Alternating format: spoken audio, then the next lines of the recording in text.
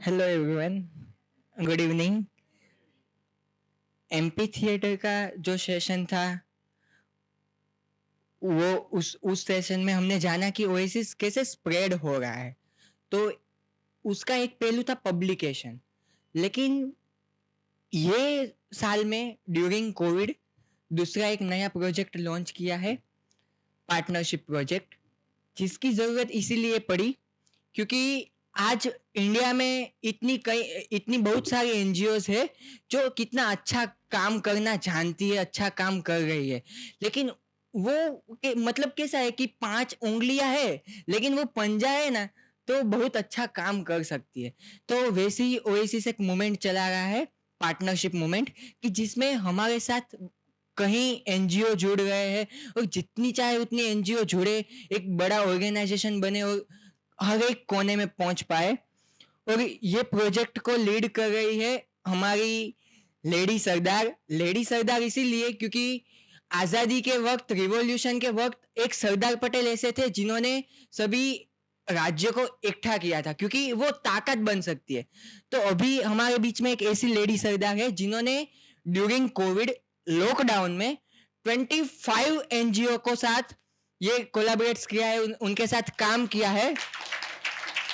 और मुझे कहने में बहुत आश्चर्य हो रहा है और ताजुब हो रहा है कि वो इंसान ऐसे है, उनका बैकग्राउंड ओएसिस में ऐसा है कि सिर्फ एक साल से जानते हैं, पिछले एक साल उनके जुड़े हुए हैं, लेकिन एक साल में उनकी एक साल भी नहीं हुए, राइट। तो 9 महीने में 25 एनजीओ के साथ कोलैबोरेट करना, उनके साथ मिलना, काम करना, तो ऐसे ही हमारी लेडी सरदार हार्दी दीदी को मैं बुलाना चाहूंगा। हार्दी दीदी और उनकी टीम को मैं इनवाइट करना चाहूंगा। थैंक यू सो मच इतना अच्छा इंट्रोडक्शन देने के लिए। हाँ, तो ये जो हमारा सेशन होने वाला है, तो मैं पहले ही बता दूं कि हम कल से देख रहे हैं कि ऐसे सेशन हो रहे हैं कि एक करे ना तो दूसरा छूट जा रहा है। पर ये अपना सेशन ऐसा होने वाला है कि एक नया प्रोजेक्ट, जो ब्रजेश ने बोला बहुत अच्छे से, कि एक हाईलाइट रही है ओएसिस की, वो भी जानेंगे। ऐसी जर्नी भी जानेंगे कि ओएसिस को ज़्यादा जान पाए, क्योंकि मेरे जो 6-7 महीने की जर्नी रही है, मैंने कहीं ना कहीं ओएसिस को जाना है, मेरी लर्निंग वही है। तो उससे हम ओएसिस को भी जान पाएंगे, जो नीचे का सेशन है, और क्वेश्चन आंसर भी कर लेंगे, चलो। तो वो हो जाएगा। तो और मैं बताऊं उससे पहले ग्लिम्स उसके देख लेते हैं वीडियो से, ताकि ज़्यादा अच्छे से हम समझ पाए और फिर हम बातें करते हैं। नमस्कार दोस्तों, हम सभी ने अपने जीवन में कभी ना कभी निस्वार्थ देने का आनंद महसूस किया होगा। भले ही बहुत कम, लेकिन कुछ देने का आनंद कुछ मिलने के आनंद से कई गुना ज्यादा संतोषजनक होता है ना? बल्कि जितना अधिक हम दूसरों के लिए सहायक बनते हैं, उतना अधिक हम अपने बारे में अच्छा महसूस करते हैं। अब जरा सोचिए और एक ऐसे समाज की कल्पना करें जहां आमदनी कम हो या ज्यादा, लोगों के दिल में दूसरों के प्रति करुणा का भाव हो, जहां पे लोग यही सोचते हो कि मुझे जो भी मिला है वह ज्यादा से ज्यादा जितना हो सके दूसरों तक कैसे पहुंचाऊं। यकीनन आपको एक संतोषप्रद और सुखी समाज दिखा होगा। पर क्या ऐसा समाज हमारी कल्पना तक ही सीमित रहेगा? अपनी जिंदगी आसान बनाने के लिए हम अच्छे स्कूल, अच्छी नौकरी, नवीनतम गैजेट्स आदि की चाह में इतना तो खो चुके हैं कि हमारे जीवन से निस्वार्थ देन का सच्चा आनंद ही लुप्त हो रहा है। क्या सिखा रहे हैं हम आने वाली पीढ़ी को, देश के युवाओं को? क्या हमारा यह कर्तव्य नहीं कि हम उनको हमारी कल्पना के एक आदर्श और स्वस्थ समाज का निर्माण करके दे? आवश्यकता है तो बस एक सोच की, मुझे जो भी मिला है वह ज्यादा से ज्यादा जितना हो सके दूसरों तक पहुंचाऊं, अर्थात पे इट फॉरवर्ड। खुशी की बात यह है कि हमारे समाज में कई ऐसे सामाजिक संगठन व शिक्षात्मक संस्थाएं हैं जो इसी चिंता से व्यथित है और सामाजिक बदलाव की ओर पूरी ऊर्जा से कार्यरत है। यदि ऐसी सारी ऊर्जाएं एक साथ मिल जाए तो क्या मंजिल को पाना आसान नहीं? इसी विचार के साथ ओएसिस ने शुरू की साझेदारी की मुहिम, पार्टनरशिप फॉर पॉजिटिव चेंज। इस साझेदारी में साथी संगठनों व संस्थानों की आने वाली नेताओं की पीढ़ी ओएसिस के L3 कोर्स के माध्यम से जुड़ते हैं, जो मानव विकास का 4 साल का कोर्स है, प्रतिवर्ष करीबन 10 दिन। वे पूरी प्रतिबद्धता से अपने आप में, संबंधों में व अपने जीवन कर्म में सकारात्मक बदलाव लाते हैं और यही सकारात्मक बदलाव को अपने कार्यक्षेत्र, परिवार तथा अपनी स्वेच्छा से जितना हो सके आगे बढ़ाते हैं। ऐसे वह अपने सहयोगी, परिवार और लाभार्थियों के लिए उदारता के आदर्श भी बनते हैं। आइए सुनते हैं ऐसे ही कुछ आदर्शों के अनुभव उन्हीं से।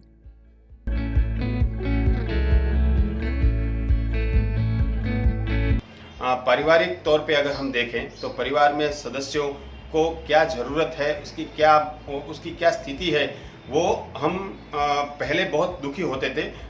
अपेक्षाएं बहुत थी और वो काम नहीं हो रहा था, लेकिन एक दूसरे के साथ बैठ के जब इस तरह की चर्चाएं की, डिस्कस किया, तो मुझे ऐसा लगा कि मैं किस तरीके से इनके साथ सॉल्यूशन कर सकता हूँ। हम अब दुखी नहीं होते हैं, खूब ही अच्छी तरीके से हम परिवार में जीवन जीते हैं। कार्यक्षेत्र के बारे में अगर हम बात करें तो कार्यक्षेत्र में जो हमको प्लानिंग पार्ट का जो बात बताया गया था, उसको हमने इम्प्लीमेंटेशन किया, तो हमें मंथली रिपोर्ट बनाने में या वर्क करने में पूरी संतुष्टि मिलती है और अच्छी तरीके से हम काम कर सकते हैं। The sessions they are called workshops, and they are actually workshops because they mold you in a very different way and you come out as a shining diamond, because here they talk about real life experiences and they teach you real life things which you will connect with your life, and you will see that yes, you need to get this straight in your life. So it's a very beautiful experience. यहाँ पे 3 दिनों के workshop के बाद मुझे लगता है कि यहाँ जो कंटेंट्स हमको मिला है, जो सीखने को मिला है, वो काफ़ी हद से मेरे व्यक्तित्व विकास में और जो मैं फील्ड में काम करता हूँ, जो लीडरशिप लोगों में बिल्ड करनी है, उसमें मुझे काफ़ी तरह से हेल्प मिलेगी। और मैं ये 3 दिन के दौरान खुद अपने हार्ट में क्या फीलिंग है और मेरा क्या व्यक्तित्व है, मैं खुद मुझे ही अपने नज़दीक से पहचान सका हूँ। मेरे जीवन में मुझे क्या परिवर्तन लाना चाहिए, वो मेरे लिए बहुत ही बढ़िया है, क्योंकि मैं जिस प्रकार की व्यक्ति हूँ, मेरे अंदर जो है वो मुझे कैसे बाहर निकालना है, मुझे मेरी मान्यता, दृष्टिकोण कैसे बदलने हैं, वो यहाँ से मुझे जो सीखने को मिला कि मैं क्या हूँ, मैं कहाँ पे हूँ और मुझे कहाँ पे जाना है। अगर वो ही मेरा लक्ष्य नहीं होगा, मेरे पास मेरा लक्ष्य ही नहीं होगा, तो मैं आगे कैसे बढ़ सकती हूँ। किस तरीके से हम जीवन जीते हैं, कुदरत ने हमको यहाँ भेजा है तो कुछ उद्देश्य से भेजा है, तो हम उस उद्देश्य को किस तरीके से पार कर सकते हैं। यही बात अगर बच्चों में की जाए और बच्चों में जो की जा रही है, तो वही अच्छा स्टेज है, जिस तरीके से आने वाले समय में वो बच्चे बहुत ही अच्छे मानव बनेंगे और अपने देश के लिए भी वो नमूने होंगे। हमने वो सीखा कि खुद को किस तरह से पहचानना है और खुद में रही हुई शक्ति को किस तरह से बाहर लाना है। तो हमने जो सीखा है, बच्चों में रही हुई जो शक्तियाँ हैं, वो बच्चों को सिखाना चाहते हैं कि खुद को पहचाने, उनका जो सपना है उसको किस तरह से आगे बढ़ाए और उसको किस तरह से साकार किया जाए। इस मूवमेंट में जुड़ने के बाद मेरे को ये पता चला कि गोल लाइफ टाइम चलता है। गोल कोई एक जरूरी चीज वस्तु नहीं है जो पूरी हो जाती है। आगे मैं मेरे अपने एक काम को स्टूडेंट के साथ और युवा पीढ़ी के लड़कों के साथ बढ़ाऊंगा। उसमें मैं उसके गोल को पूरा किस तरह करना है और दूसरे गोल को भी किस तरह अचीव करना है, यही मेरा काम। It is an experience that the basic human values are decreasing in the community, more due to the stressful and competitive lifestyles. Also, our schooling is more exam-oriented and livelihood-oriented. Hence, we feel that value-based education is necessary for children and our youth who are our future.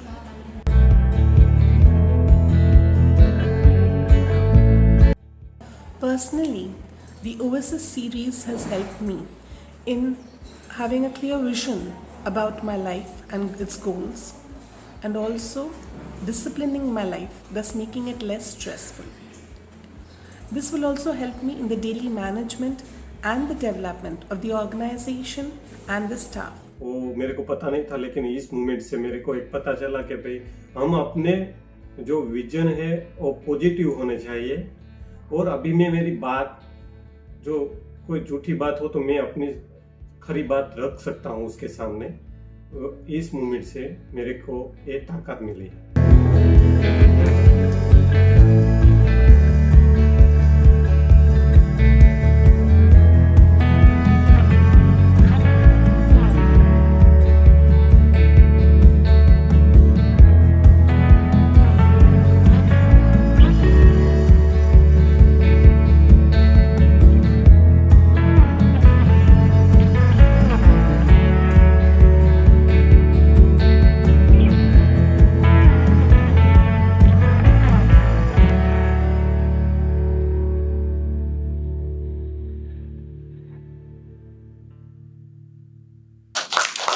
I think बहुत पे it forward और ये partnership project के बारे में ज़्यादा बताने की तो सिर्फ फिलोसॉफी के बारे में ज़्यादा बताने की तो ज़रूरत बहुत ज़्यादा रही नहीं है। वीडियो ने बहुत अच्छे से एक्सप्लेन कर दिया है, पर मेरी समझ से मैं बताना चाहूँ क्योंकि इसको समझने में मुझे बहुत टाइम लगा है पर्सनली।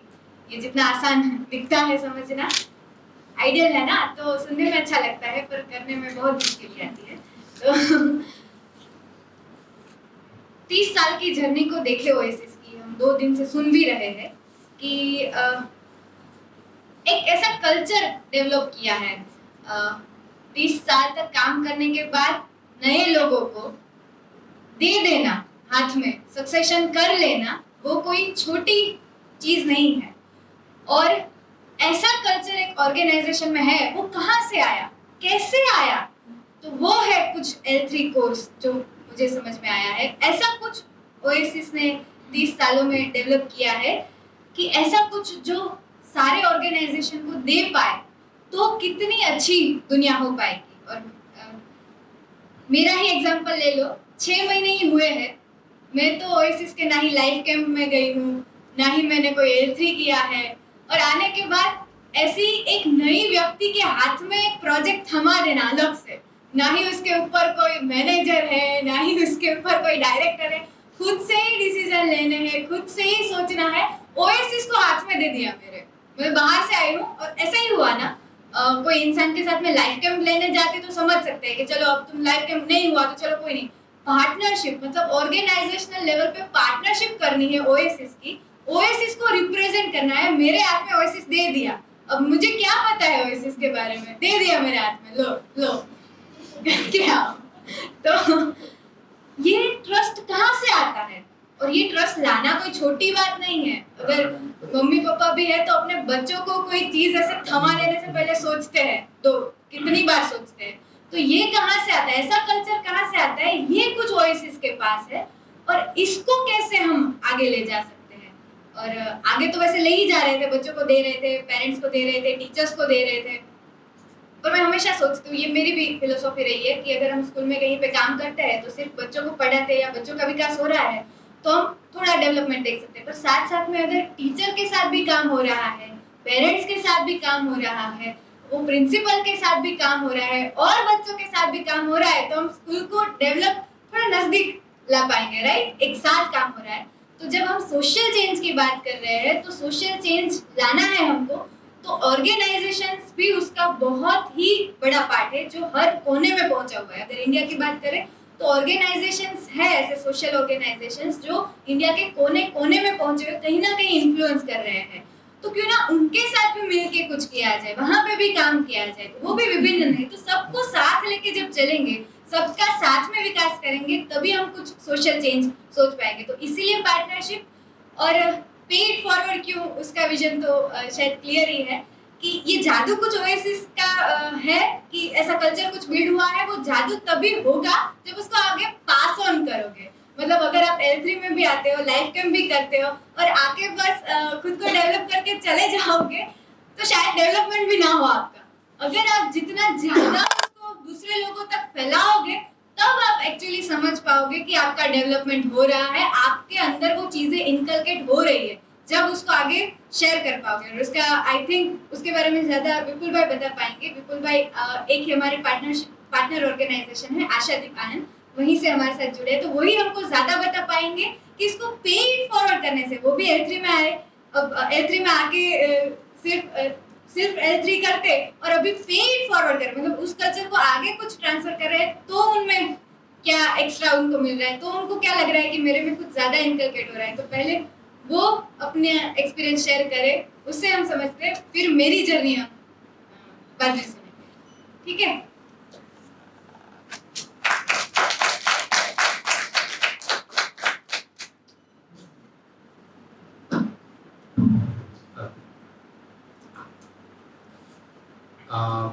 મારું નામ વિપુલ સાધુ છે सॉरी हिंदी मेरा नाम विपुल साधु है और मैं Ashadeep human development centre Vidyanagar से हूँ। ओएसिस के बारे में बताने से पहले मैं खुद क्या हूँ वो जानना जरूरी है। क्यों ओएसिस जरूरी मेरे लिए काफ़ी ज़रूरी है और ये पेड फॉरवर्ड जो प्रोग्राम है वो कैसे स्टार्ट हुआ वो जानना जरूरी है। तो मैं मेरी लाइफ में काफ़ी भूल की है मैंने। गुजराती में कहावत है माँ माँ भूपा, जो शॉर्ट में कहलाता है कि मानस मात्र भूलने पात्र है, तो उसका शॉर्ट वर्जन है कि माँ माँ भूपा।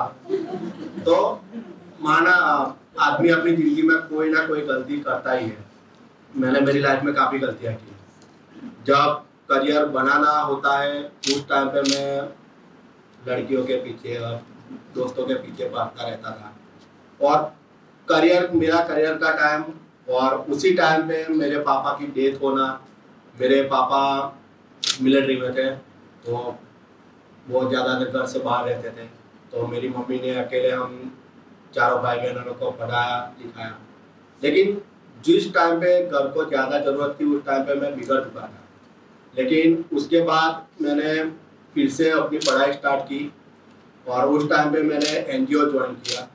तो वो एक सलमान खान की पिक्चर में बताता है कि कुछ अच्छा करने से उसको किक मिलती है। तो जब भी मैंने काम किया स्टार्ट एनजीओ में, तो गांव में जाता था तो लोग कहते हैं कि आपकी वजह से ये हमारा अच्छा हुआ, तो अंदर से एक अच्छी फीलिंग आई। तो मैंने फिर सब एक साइड पे रख दिया और एनजीओ को फोकस बना दिया और ऐसे मेरा सोशल वर्क स्टार्ट हुआ।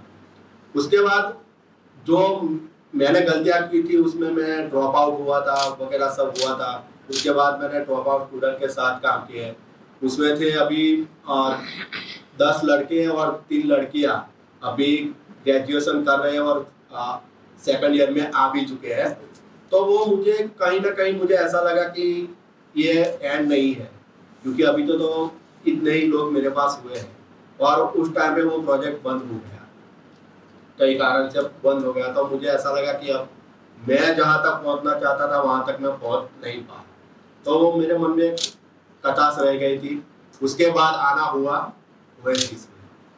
अब जैसे ओएसिस में आते हैं तो पहले तो वहाँ से उतरना फिर चढ़ना, मैंने सोचा ये ओएसिस है। पहला तो आने से वक्त सोचा रहा कि ओएसिस क्या होगा, लेकिन वहाँ से उतरा, वहाँ से चढ़ा तो पूरी लाइफ दिखाता है।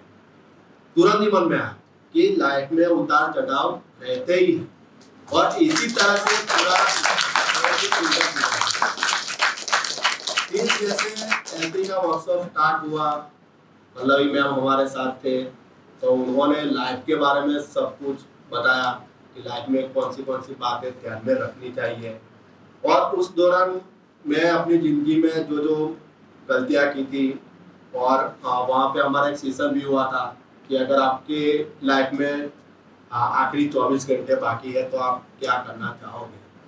तो वो सेशन ऐसा हुआ था कि हमारी पूरा थॉट चेंज हो गया कि हमें क्या करना है और कैसे करना है, हमारे बारे में लोग क्या कहेंगे वो ज़्यादा जरूरी बन जाता है। अगर आप एज अ सोशल वर्कर देखो तो अभी वो ज़्यादा जरूरी बनता है कि हम सोशल वर्कर हैं तो लोगों के लिए क्या कर सकते हैं। तो पेड फॉरवर्ड की बात हुई तो ओएसिस में आके मुझे इतना तो पता चला है कि ओएसिस बहुत ही पॉजिटिव फील आता है। आप जैसे ओएसिस में एंटर हो तो बहुत पॉजिटिव फील आती है। और वो कहते हैं ना कि ज्ञान बांटने से बढ़ता है, तो यही पेड फॉरवर्ड है कि आप जितना भी ज्ञान बांटोगे उतना बढ़ेगा।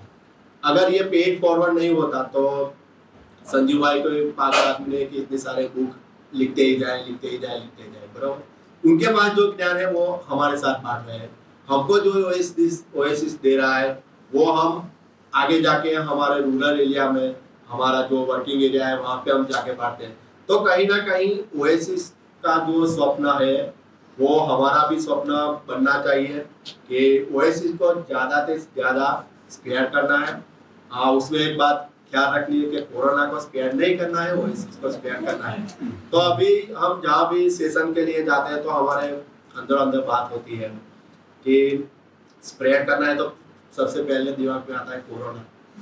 तो हम बोलते हैं कि ओएसिस ने हमें इतना सारा नॉलेज दिया है और अभी तो ये शुरुआत है। शुरुआत में लाइफ के बारे में इतना कुछ सिखा जाना मतलब कि आगे तो और खजाना निकल के आएगा।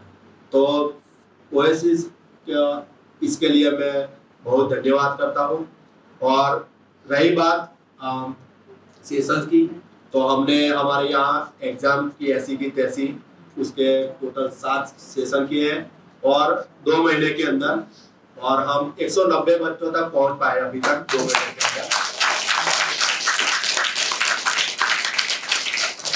और सेशन की बात की तो जब भी हम सेशन लेने जाते थे तो जो एग्जाम की ऐसी की तैसी का जो मोटो है कि एग्जाम को हम कैसे उसका टेंशन नहीं ले सकते हैं, तो बच्चों को जब ये सेशन ले रहे होते तो बच्चों में एक अलग प्रकार की खुशी देखने को मिलती है कि जब सेशन पूरा होता है तो सब बच्चे आ जाते हैं कि सर ये आपको कहाँ से ऐसा, हम तो ऐसा सोचते नहीं थे, हमारे ऊपर ऐसा ज़्यादा प्रेशर होता था, माँ बाप डांटते रहते थे। तो ये सेशन लेने के बाद जब बच्चे का पॉजिटिव रिस्पॉन्स आता है कि सर अब तो हम कुछ भी हो जाए एग्जाम अच्छी तरह से देंगे, अगर फेल भी हो जाए तो अगली बार फिर देंगे 2 महीने के बाद या 1 साल के बाद, लेकिन अब जिंदगी से कभी हारेंगे नहीं। और आपने जैसे बताया कि एग्जाम की ऐसी की तैसी करना है, तो 1-2 गांव में ऐसा भी हुआ था कि वहाँ पे एक स्टूडेंट थी, तो उसने बताया था कि मैं 12वीं में 3 बार फेल हुई और मुझे भी कहीं ना कहीं लगा था कि अब पढ़ना नहीं है, लेकिन हमारा उस गांव में सेशन हुआ था तो उसने बोला कि अभी मुझे 4 बार और परीक्षा देनी होगी तो अभी मैं दूंगी, लेकिन अभी जिंदगी से कभी हारूंगी नहीं। तो ऐसे ऐसे बाहर स्टूडेंट के पास से रिस्पॉन्स आते हैं तो बहुत अच्छा लगता है कि ओएसिस ने हमें जो दिया वो हम दूसरों तक पहुंचा सके हैं। और जो ओएसिस को हमें प्रॉमिस किया था कि हम यहाँ से जब जाएंगे घर पे तो हमारे कार्य, हमारे वर्किंग एरिया में हम ये पेड फॉरवर्ड करेंगे, क्यों वो हमारे तक नहीं रखेंगे लेकिन दूसरों को बांटेंगे, तो वो कहीं ना कहीं सक्सेस हुआ होता हम देख रहे हैं। और अभी ऐसा माहौल है कि एग्जाम की ऐसी की तैसी स्टूडेंट को बुक देते हैं तो वो दूसरों को पढ़ाते हैं, तो फिर से जब हम फॉलोअप लेने जाते हैं तो वही स्टूडेंट आके बताते हैं सर अगर फिर से सेशन लेना हो तो कैसे ले सकते हैं। तो हम उनको पूछते हैं कि आप पिछली बार नहीं थे, तो वो बोलते हैं कि इतना अच्छा चांस हमने खो दिया। तो उस तरह से कई गांव से हमें फिर से भी कहा गया है कि आप ये सेशन फिर से लें जो बच्चे बाकी रह गए। और 3-4 स्कूलों से भी हमें कॉल भी आया है कि ये सेशन हम कर सकते हैं, लेकिन अभी एग्ज़ाम और कोविड के कारण अभी स्कूल बंद हो रहे हैं तो वो हो नहीं पाया, लेकिन ऐसा पॉजिटिव रिस्पांस मिल रहा है। तो उसके लिए ओएसिस को और सबको धन्यवाद। और ये कंटिन्यू शुरू रहेगा, उसके बाद और भी यूथ के साथ प्रोजेक्ट बुक के साथ काम करना आएगा, यूथ के साथ वर्कशॉप करना होगा, सेशन लेने होंगे, तो वो भी चलता रहेगा। तो जो भी ओएसिस दे रहा है वो हम अंदर नहीं रखना चाहते, लेकिन ऐसे ही ओएसिस स्प्रेड होता रहे, यही।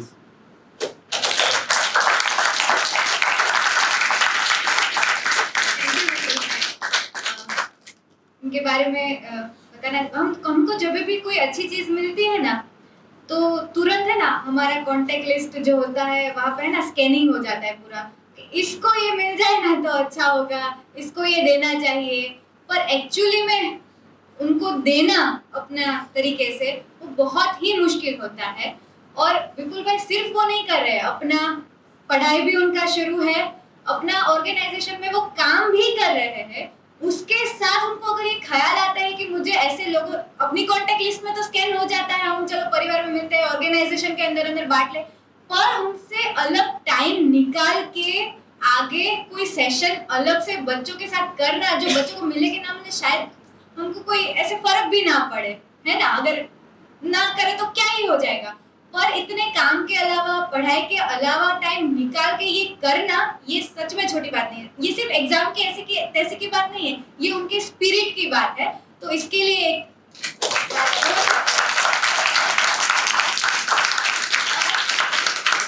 वो सारी ऑर्गेनाइजेशंस के लिए जो इस स्पिरिट में जुड़े और ये काम कर रहे हैं, उसके लिए एक बार जोरदार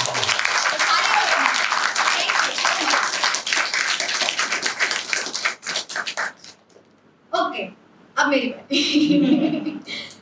तो मेरी जर्नी से शुरुआत करते हैं।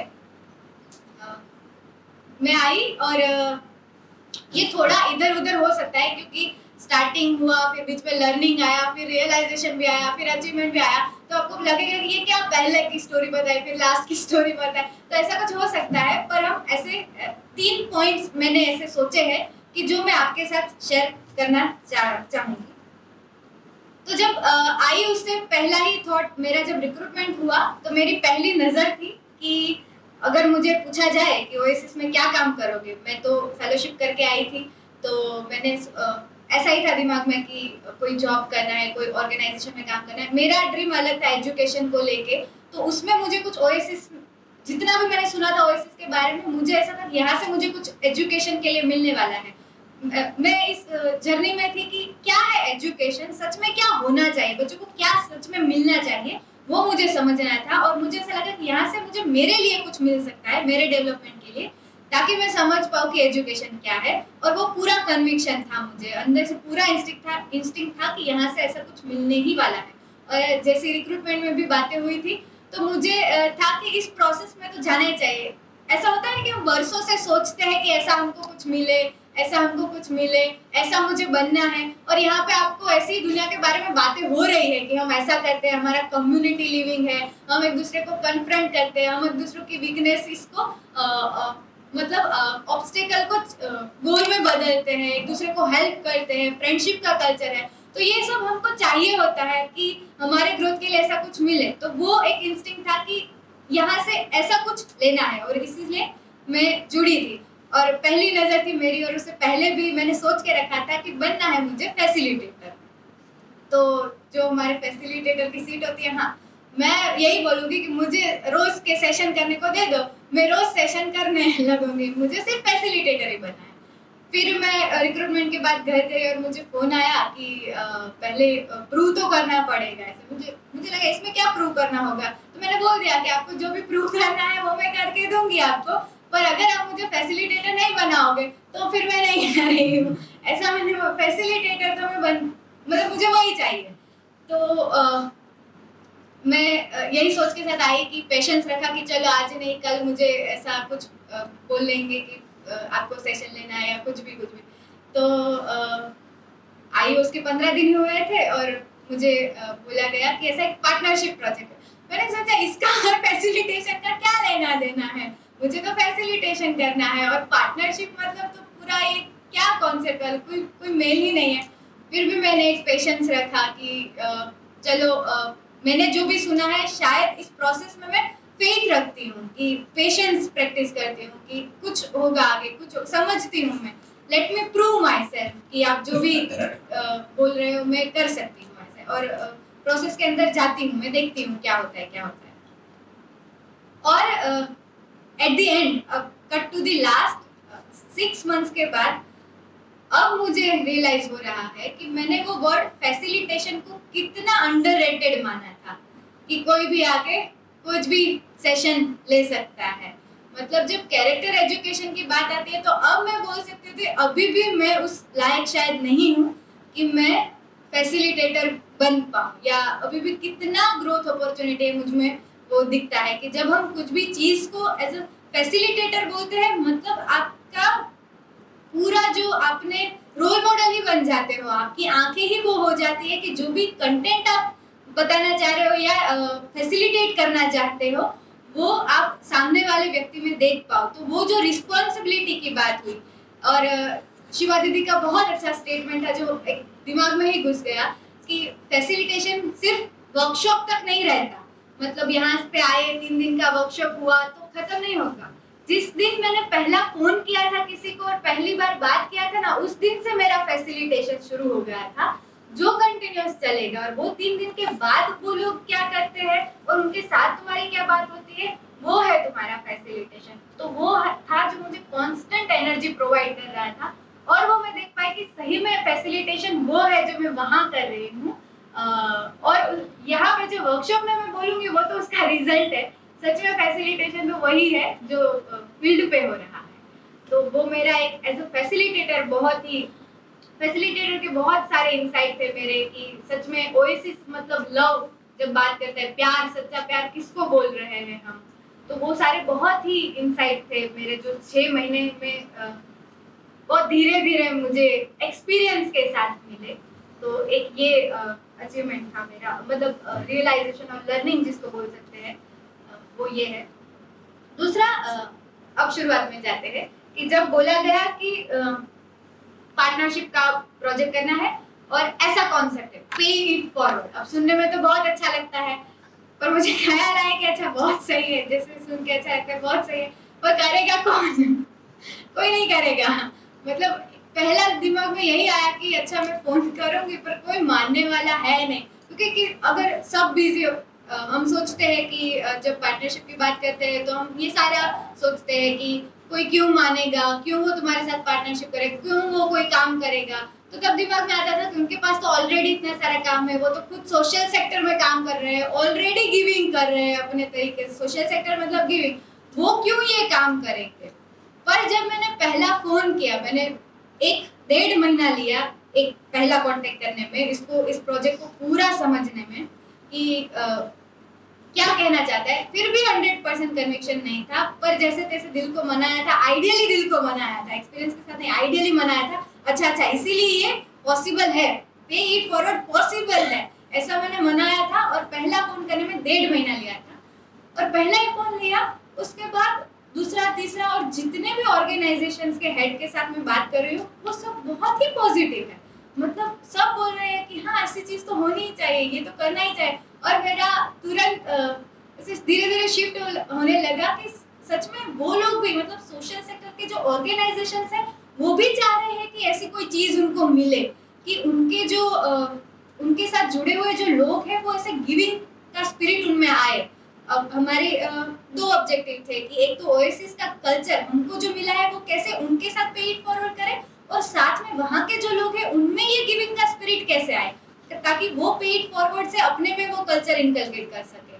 तो सारे ऑर्गेनाइजेशन के जो हेड थे वो सच में इतने अच्छे ड्रीमर, तो थैंक यू उनके लिए कि वो सच में इतना सोचते थे अपने बारे, और सब इतने पॉजिटिव थे। तो मेरा कॉन्फिडेंस दिन ब दिन बढ़ा कि अच्छा ये हो सकता है, पॉसिबल है, सब लोग ये सच में चाहते हैं, इसकी नीड है। कभी भी सच में ऐसा फिर भी नहीं था कि करेंगे कि नहीं करेंगे, चलो चाहते तो है, करेंगे कि नहीं करेंगे। तो हमने ऐसे 55 जितने ऑर्गेनाइजेशन तक रीच किया, ऐसे फोन करके या कैसे भी कनेक्ट करके। और रेयर ऐसे ऑर्गेनाइजेशन है 55 में से जिनको शायद इसमें इंटरेस्ट नहीं होगा और जिनको शायद ये कन्विक्शन नहीं आया होगा इसको लेके।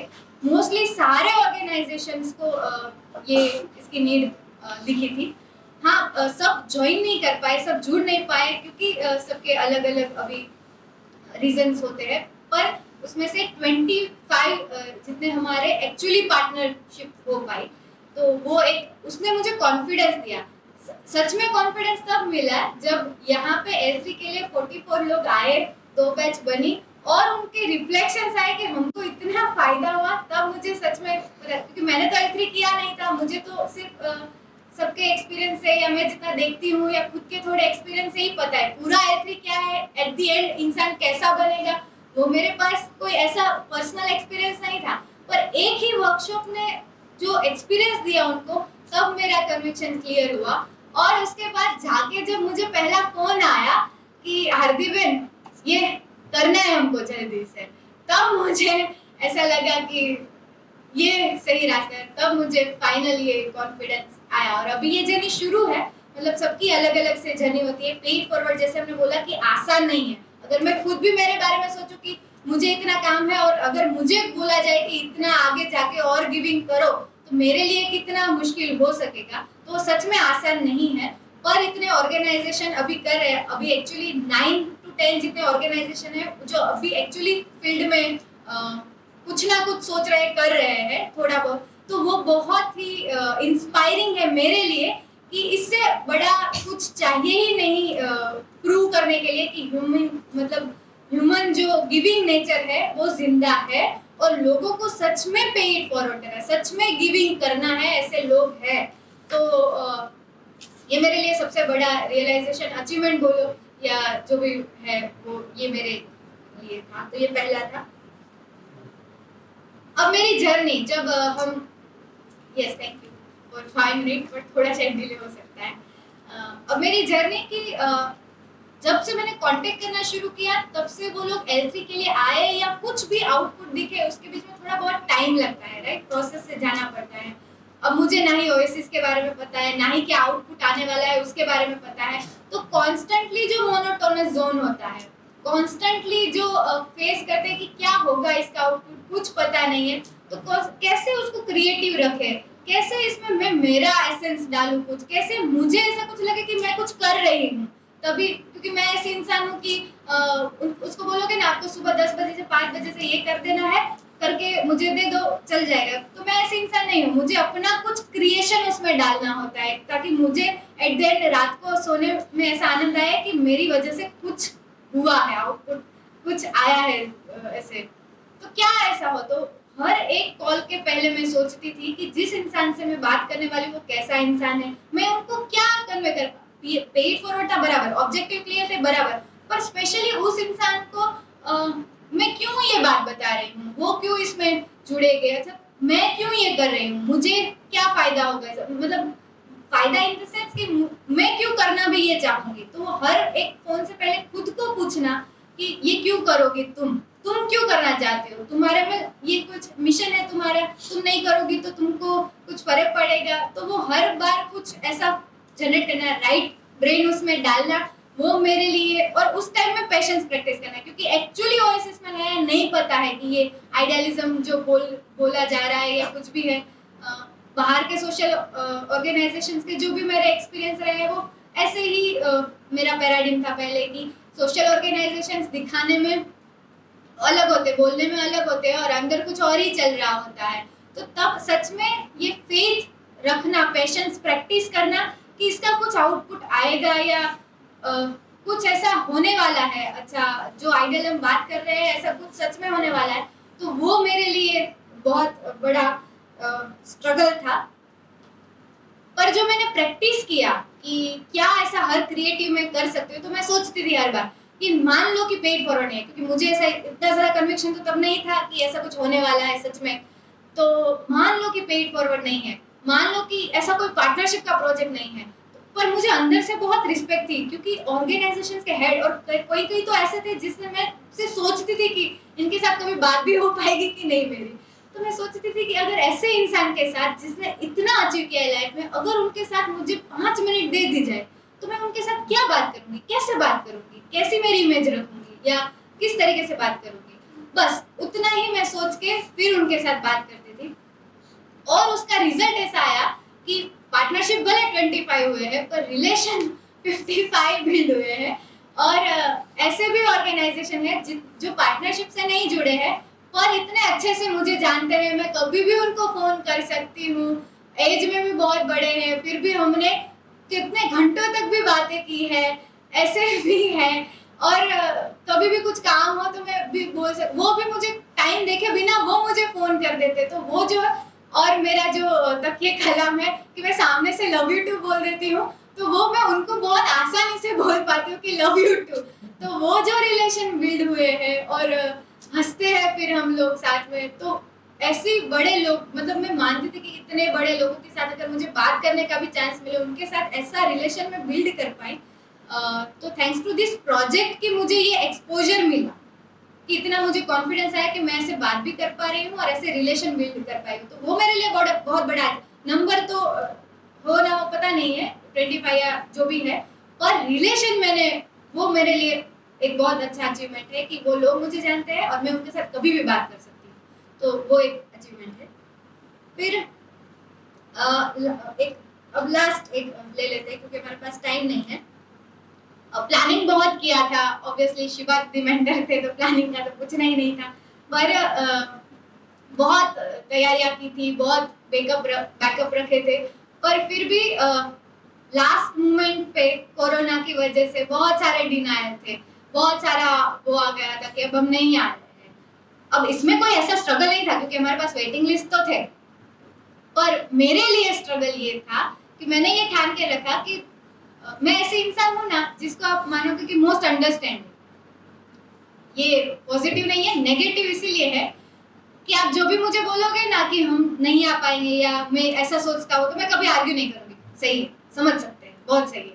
तो मैं ऐसे गिव अप ही कर देती तुरंत। मतलब जो हक से बोलने की बात आती है, जहाँ कन्फ्रंट करने की, हक से मैं अपने हथियार रख देती हूँ। मैं किसी को नहीं बोल पाती हूँ कि आपको ये करना चाहिए, आप ये गलत कर रहे हो, कि आपको आपके लिए ये अच्छा है। हक कभी नहीं जता पाती हूँ। मतलब आप ये नहीं करना चाहते हो, ठीक है, समझ सकते हैं। आपको ये तकलीफ हो रही है, ठीक है, समझ सकते हैं। तो इसको मैं माने मोस्ट अंडरस्टैंडिंग, पर सच में ऐसा नहीं होता है। मतलब मुझे अंदर भी पेन होता है कभी कभी कि यार मैं नहीं बोल पाती हूँ। मुझे सच में पूछ रहा होता है कि अंदर से जोर जोर से ऐसा होता है कि उनको जाके बोलूँगी ये करो ना, पर फिर भी मैं नहीं कर पाती हूँ क्योंकि हक नहीं जता पाती हूँ। तो लास्ट मिनट जो डिनायल आए और मैंने ये चैलेंज अपने आप में ले लिया, उनको मैं हक से बोलूँगी कि आपको आना है कैसे भी करके। तो उसमें से बहुत सक्सेस रेट उसका बहुत कम था कि वो ओवरकम हो पाए, वो लोग सच में आ पाए। पर मेरा जो ऑर्बिट क्रॉस करने का था वो मेरे लिए बहुत बड़ी अचीवमेंट रही। मैंने ऐसा भी बोला है जिन्होंने मुझे बोला ना कि मेरी 1.5 साल की बच्ची है, मैं नहीं आ पाऊंगी, कोरोना है, मैंने उनको ऐसा बोला है कि कुछ भी अपनी सास को बोलो कि उनको रखे, आपको आना है और मैं आपका इंतजार करने वाली हूँ।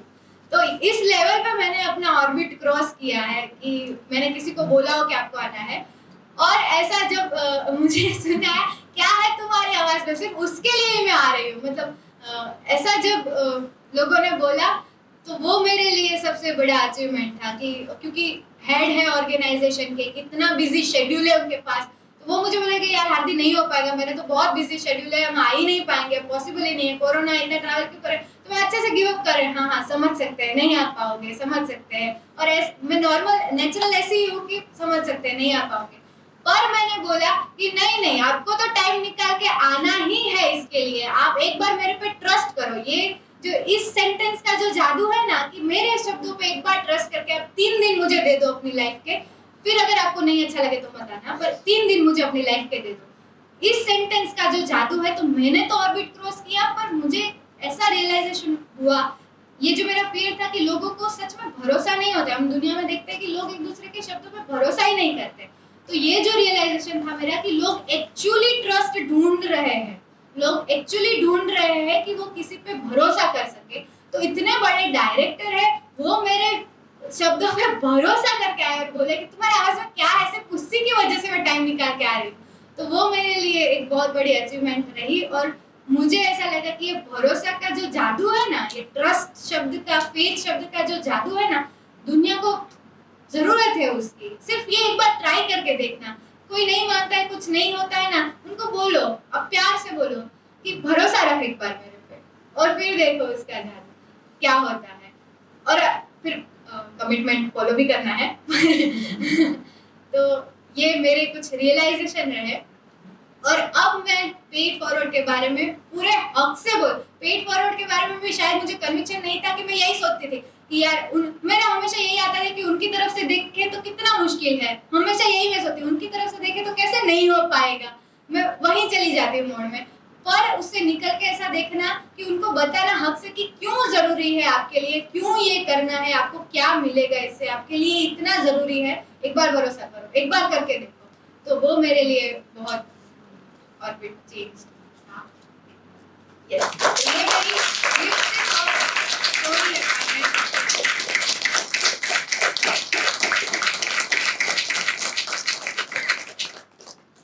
यस, और मेरे से एक भूल हो गई है कि मैं इतना खो गई कि ऐसा एक पार्टनरशिप का हमारा दूसरा प्रोजेक्ट भी हुआ है KRSF ऑर्गेनाइजेशन के साथ, और उसका 5 मिनट के लिए मैं सिर्फ 2-3 शब्द हार्दिक भी अच्छे से बता रही थी कि एनर्जी उसकी बहुत अच्छे से दिख रही थी। जस्ट ज़्यादा टाइम नहीं लेते हुए एक रूरल पार्टनरशिप की बात हो रही है, तब KRSF फाउंडेशन का नाम नहीं है, जिसके साथ कुछ 5 साल से, एक 5वां साल है हम जुड़े हैं। उनके 2 रिप्रेजेंटेटिव हमारे साथ भी है। 2017 में चालू हुआ था ज्योतिर्धर अभियान के पहले कार्यक्रम से, कि उनके साथ, अच्छा उससे पहले बैकग्राउंड दे देता हूँ KRSF फाउंडेशन क्या है। 2011-12 में इन्फोचिप करके मल्टीनेशनल इलेक्ट्रॉनिक्स कंपनी थी चिप्स बनाने वाली, उसके CSR के प्रोजेक्ट के अंतर्गत उन्होंने ये काम चालू किया था। और उनका फाउंडर का विजन ये था कि दूर दराज के गांव में जहाँ पे फैसिलिटीज नहीं पहुंच रही है, जहाँ पे प्राइमरी स्कूल नहीं चल रही है, जहाँ पे बच्चे नहीं आ रहे हैं, जहाँ के गवर्नमेंट स्कूल के टीचर्स इतना अच्छे से पढ़ा भी नहीं रहे, वैसी जगह पे बच्चों को बेसिक जो सब्जेक्ट्स जैसे मैथ, साइंस और लैंग्वेजेस है, उनका सपोर्टिव काम हो पाए, जिसकी वजह से वो खुद वहाँ से निकल के बाहर आए और मेन स्ट्रीम में दाखिल हो जाए। तो ये ऐसे बच्चों के लिए काम करना, उनके लिए वो उनका एक विजन, उससे चालू किया था उन्होंने काम। और साबरकांठा के जो आदिवासी बेल्ट है पूरा खेड़ ब्रह्म और वडाली के आजू बाजू वाला, वहाँ पे उन्होंने काम चालू किया था। 2020 तक का उनका ये है कि उनके साथ अराउंड 475 जितने टीचर्स जुड़े हैं अभी। वो गांव वही एरिया के यूथ्स को रिक्रूट करते हैं, ट्रेनिंग देते हैं और बच्चों के साथ सपोर्टिव रोल में भेजते हैं। उनके गवर्नमेंट स्कूल के टीचर्स तो होते ही है, ये सब प्राइमरी लेवल की स्कूल की बात कर रहे हैं। गवर्नमेंट स्कूल के टीचर्स तो रहते हैं और साथ में सपोर्टिव ये टीचर्स रहते हैं कि कोई बच्चा, कुछ बच्चे रेगुलर स्कूल में अच्छे से नहीं पढ़ पाते थे, उनको एक्स्ट्रा कोचिंग दी जाए, उनको एक्स्ट्रा पढ़ाया जाए और उनको तैयार करें। तो उस टाइम पे 2017 में उनके जो ये एम्प्लॉयज थे, जो टीचर्स हैं, उनके लिए हमने ज्योतिर्धर अभियान से चालू किया था। उनको लगा कि हमारे टीचर्स को ये प्रोग्राम देना चाहिए। 2018 में उन्होंने जैसे पेड फॉरवर्ड है ऐसा काम चालू किया, जैसे कि हमारे लाइफ कैंप और लाइफ क्लास का शुरुआत की। कुछ उनके टीचर्स को हमने ट्रेनिंग दी और उन्होंने लाइफ क्लास और लाइफ कैंप चालू किया, जो कन्वर्ट हो गया लाइफ क्लास में, क्योंकि बच्चों को 3 दिन का कैंप करवाना उनको थोड़ा ऐसा लगा कि इसकी जगह 3 दिन के बाद छोड़ देने की बजाय उनके साथ लंबी समय तक जुड़े रहे। तो लाइफ क्लास चालू हुआ, जो हमने 8 से 10 सेशन का रखा था। फिर उनका लाइफ क्लास का मॉड्यूल बढ़ता गया, हम उसके ऐड करते गए और लास्ट ईयर 26 टू 27 सेशन का लाइफ क्लास। तो ये एक्टिविटी वहाँ चल रही थी।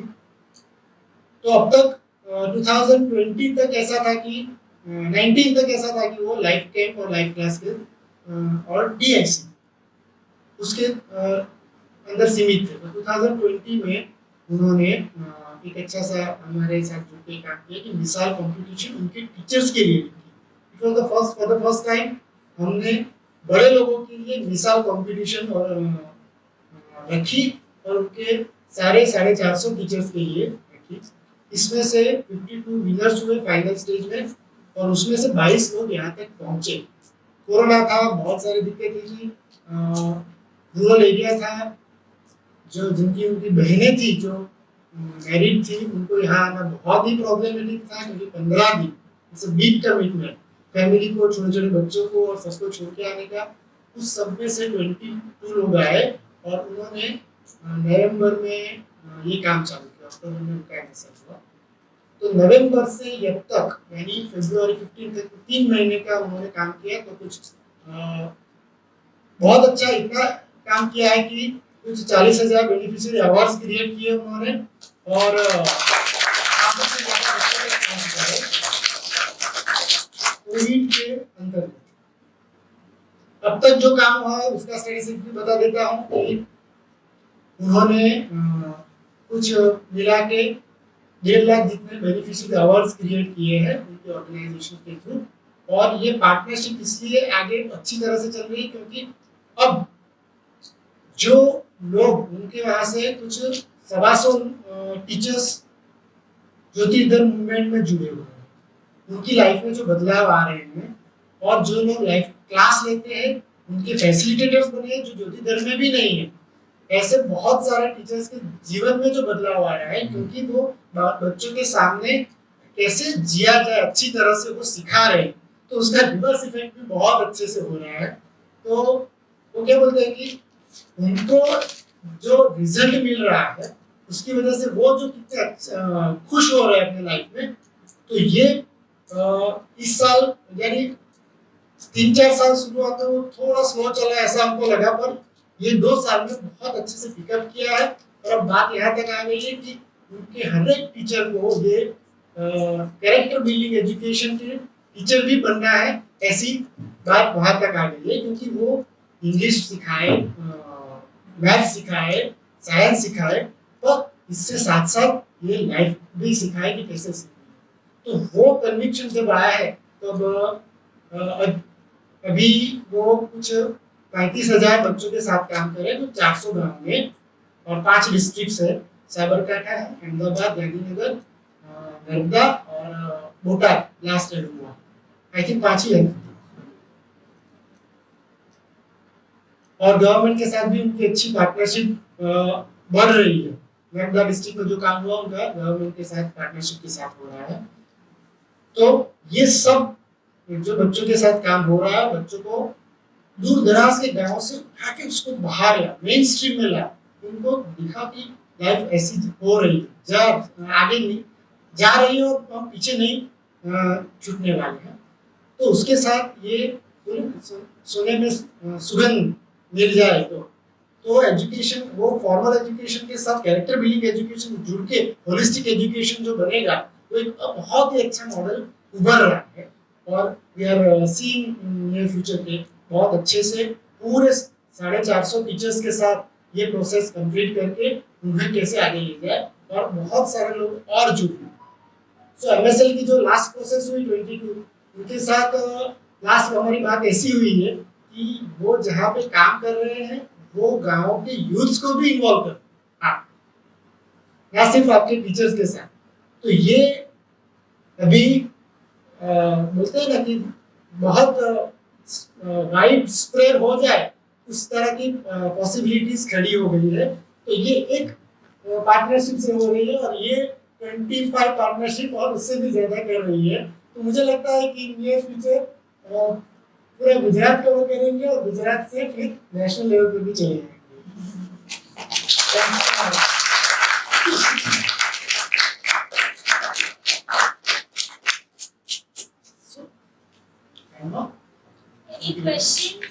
कुछ क्वेश्चन है तो मैंने बहुत ही ब्रीफ में बताया है कैसा फाउंडेशन के साथ जो काम हो रहा है और वो लोग जो कर रहे हैं।